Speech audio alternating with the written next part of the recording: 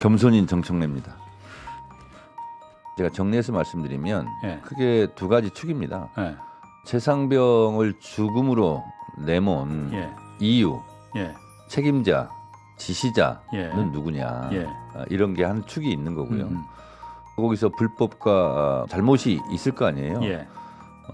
그걸 정당하게 수사하고 처벌하거나 받으면 되고 책임을 지면 되는데 박정훈 대령이 잘 수사를 한 내용을 처음에 장관까지 결재를 했는데 이것이 왜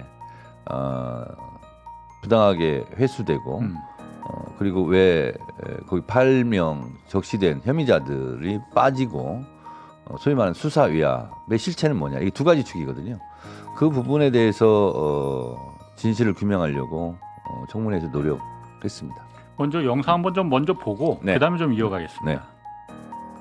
본인이 서명한 건 맞죠? 예, 그렇습니다.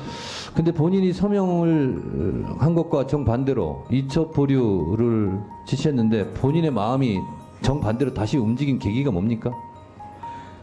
앞에서도 말씀드렸지만 두 가지 의문점을 제가 확인하고 싶었고 또 법무관리관 의견을 전혀 들어보지 못했기 때문에 사인하지 말았어야죠. 사인하기 전에 확인했어야죠.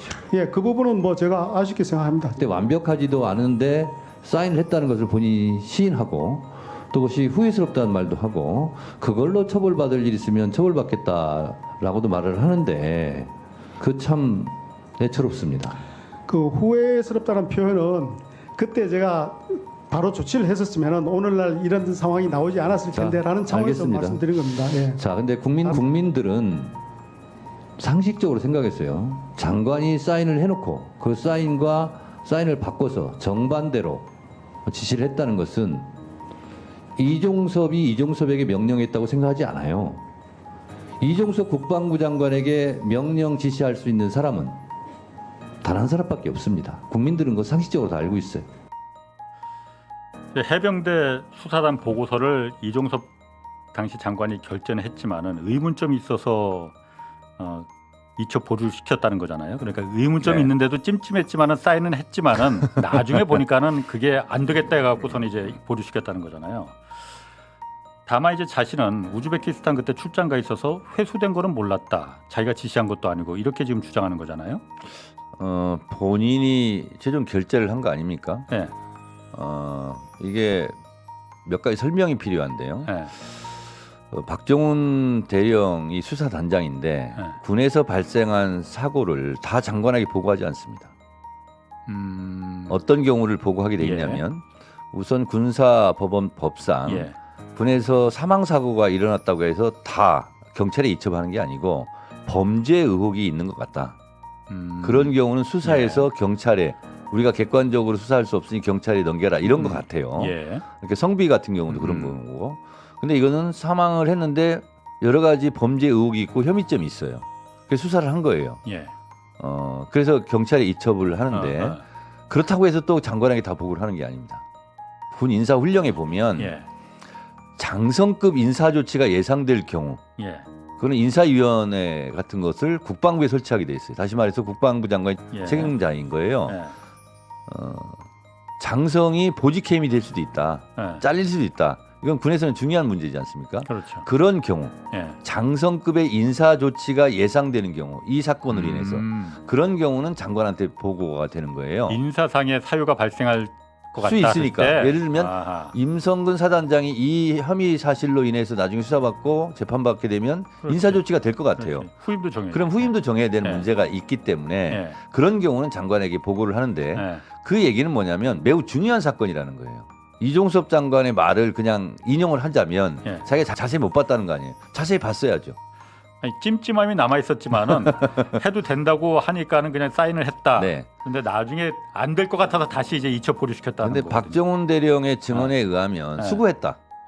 이렇게 얘기했다는 거 아니에요. 그 수고했다는 얘기는 뭔가 잘 사건 내용을 살펴보고 잘했다, 칭찬했다는 의미가 포함되어 있는 거 아니겠습니까? 저는 그렇게 생각해요. 누가 봐도 그렇습니다. 그래서 수고했다, 넘겨라 이거 아니에요. 그래서 사인까지 했다는 거 아니에요. 그리고 나서 자기 뭐 찜찜한 상태에서 그럼 사인을 하면 안 되죠. 그러니까 그 지금 청문회에서는 그렇게 얘기를 하잖아요. 저는 저 말을 그렇게 믿지 않습니다. 그래서 이제 특검이 필요한 거고 네, 그런 그렇습니다. 건 이제 국민들이 다 인식을 했을 테고 네. 제가 보면서 좀 궁금했던 게 그거거든요. 이번에 어쨌든 큰 소득은 두 가지가 있다고 저는 보여져요. 네. 첫 번째 하나가 유재훈 법무관리관이 네. 경북 경찰청을 전화를 받았다는 거잖아요. 이 임기훈 국방비서관이 전화가 올 거다라고 해서 실제로 네. 전화가 왔고 뭐 물론 부재중 전화라고 해서 다시 자기가 전화가 왔지만 어쨌든 경북에서 전화가 먼저 왔어. 네. 그런데 마침 옆에 국방부 검찰단장이 있어서 통화하는 김에 경북경찰에서 아마 그렇게 물어봤던 것 같아요. 이거 사건 회수에 갈 거냐 안 갈 거냐 지금 국방부 난리 났다는데 그렇게 물어봤더니 검찰단장이 회수도 된다고 해서 유재훈 법무관리관이 자기가 결정했다는 거잖아요. 회수하기로.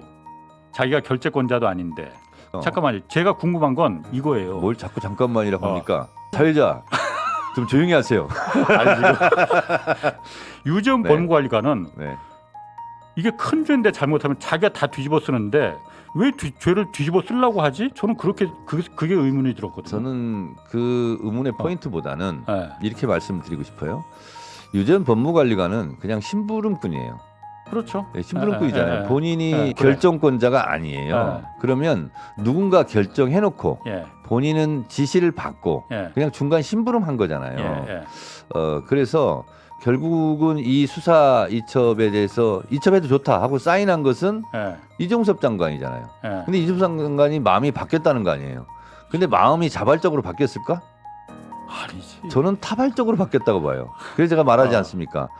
국방부 장관의 결재는 공식적인 결정 아니에요. 그렇죠. 그리고 거기에 사적으로 다시 뭐 사인을 안 하거나 이첩하려다가 아니다 이첩 안 해 다시 회수할게 이게 개인적인 어떤 감정에 의해서 유발되는 그런 행위들이 아니거든요. 그렇죠. 그러면 이종섭 장관에게 사인한 것을 바꾸도록 지금 후회스럽다고 하는데 후회하도록 만든 사람이 있을 거 아니에요.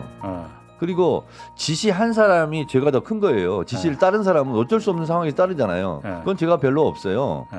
그런데 유재훈 법무관리관은 그냥 심부름꾼이다. 결정권자가 아니다라는 거죠.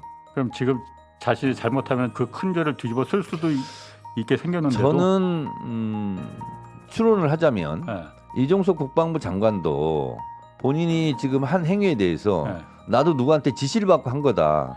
라고 해야 본인의 죄가 경감되지 않을까? 그런 생각을 합니다. 아까 그 저희 정 의원님이 사회자의 거세게 반발해서 10분간 퇴장시키라고 그런 의견 많네. 사회자를 10분간 퇴장시키라고. 사회자 말고 또 한 가지 소득이 네. 이 유재훈 법무관리관이 대통령실이 통해서 전화를 받았다는 거 그거 네. 하나하고 또 하나는 결정적인 게 신범철 그 국방부 차관이 장경태 의원의 질의 응답 과정에서 수사 외압 얘기를 계속 하는데 수사 외압이 아니고 회수와 관련된 회수와 관련된 네. 대통령하고 통화한 거다라고 네네네. 일종의 실토를 해버린 거잖아요. 우리 말로는 언급결이고 네. 약간 한자 이런 게 들어가면 부지불식간에 부지불식간 당황해서 하다 보니까 나온 거죠. 이거는 사실 굉장히 큰 거 아니에요? 이런 거를 보고 이제 치중 진담성 발언 비슷한 거죠. 자기도 모르게 나오는 거. 예. 근데 본인이 이제 다시 그걸 뭐 쓸어 담는 말도 하고 있는 것 같은데 저는 국민들은 하루 종일 텔레비를 보신 분들은 청문회를 보신 분들은 뭐 육하 원칙에 의한 팩트도 팩트지만 그분들이 말하는 태도, 말투, 표정 여기서 진실의 문은 많이 열렸다 이렇게 생각합니다.